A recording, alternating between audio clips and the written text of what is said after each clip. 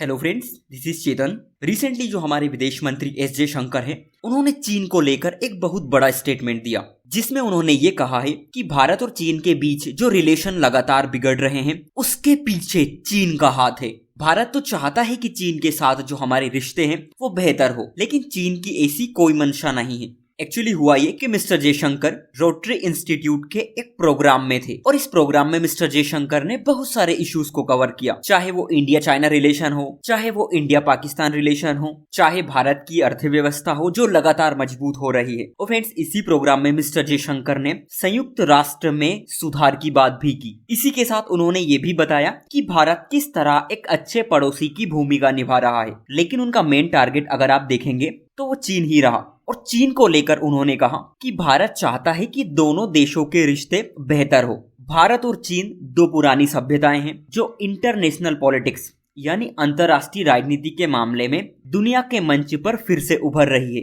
हम चाहेंगे कि आज की तुलना में चीन के साथ हमारे रिश्ते बेहतर हो, लेकिन अगले बीते 3 सालों में बात बिगड़ी है तो वो हमारी वजह से नहीं, बल्कि इसकी वजह चीन है, जिसने सीमा को लेकर हुए समझौतों का पालन न करने का फैसला किया है। फ्रेंड्स, आप जानते होंगे कि 2020 में दोनों देशों के बीच जो सीमा विवाद शुरू हुआ था वो अभी तक नहीं सुलझा। सीमा के दोनों तरफ हजारों की संख्या में सैनिक तैनात हैं। भारत और चीन दोनों की साइड अब तक मिलिट्री लेवल पर 20 डायलॉग हो चुके हैं और कुछ इलाके ऐसे भी हैं जहां पर दोनों देशों की जो सेना है वो पीछे हटी है, लेकिन चीन है जो सुधरने का नाम ही नहीं लेता। आप सभी को ये भी पता होगा कि 28 अगस्त को चीन ने एक नया मैप जारी किया था और इस मैप में चीन ने एक बार फिर से अरुणाचल प्रदेश और अक्साई चीन को चीन की सीमा में दिखाया था। उस समय भी जो हमारे विदेश मंत्री जयशंकर हैं, उन्होंने कहा था कि बेतुके दावे करने से दूसरे का क्षेत्र आपका नहीं हो जाता, यानी दूसरे की टेरिटरी आपकी नहीं हो जाती। इसी के साथ अगर आप देखोगे तो मिस्टर जयशंकर ने पाकिस्तान को लेकर भी बहुत सारे स्टेटमेंट दिए, जिसमें उनकी ओर से ये कहा गया कि मैं इस बात से सहमत नहीं हूँ कि सभी पड़ोसियों के साथ हमारे रिश्ते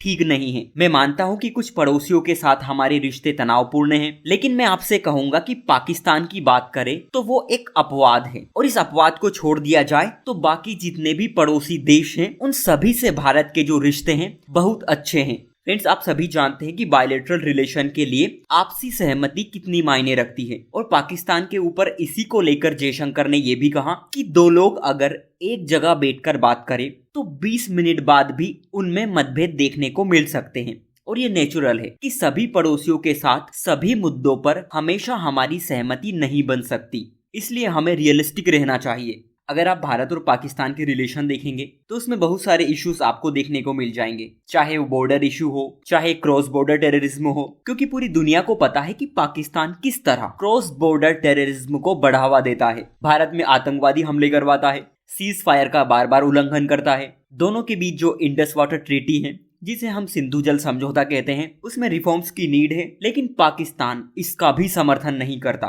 फ्रेंड्स, रोटरी क्लब के इस प्रोग्राम में हमारे जो विदेश मंत्री हैं मिस्टर एस जयशंकर ने एक बहुत जरूरी बात कही, जिसमें उन्होंने कहा ये सब चीज ठीक है, लेकिन फिर भी मैं ये कहना चाहता हूँ कि मुश्किलें जितनी भी हो, पड़ोसी कितने भी चुनौतीपूर्ण क्यों ना हो, हम कोशिश करते रहेंगे। यही तो डिप्लोमेसी है। फ्रेंड्स, मिस्टर एस जयशंकर का ये स्टेटमेंट अपने आप में बहुत सी बातें कहता है कि भारत के पड़ोसी भले कितने ही खराब हो, चाहे उनका व्यवहार भारत के प्रति कैसा भी हो, लेकिन भारत उनके साथ अपने रिश्तों को बेहतर करने के लिए हमेशा काम करता रहेगा। और इसका बेस्ट एग्जाम्पल श्रीलंका में आया इकोनॉमिक क्राइसिस था। आप सभी जानते होंगे कि उस समय श्रीलंका चीन की गोद में जा बैठा था, लेकिन उसके बावजूद भी भारत ने श्रीलंका को इस क्राइसिस से उभरने में हेल्प की और इसी प्रतिबद्धता को मिस्टर एस जयशंकर ने भी दोहराया। उन्होंने इस प्रोग्राम में कहा कि आर्थिक संकट से घिरे श्रीलंका की मदद करके भारत ने वही किया जो एक अच्छा पड़ोसी करता है और ये एक तरह से दूसरे पड़ोसियों के लिए मैसेज जैसा भी है। इतना ही नहीं, अगर आप कोविड के टाइम का एग्जाम्पल देखेंगे तो इंडिया ने न सिर्फ अपने पड़ोसियों को वैक्सीन दी, बल्कि दूर के जो गरीब देश हैं उन्हें भी कोविड की वैक्सीन प्रोवाइड की थी।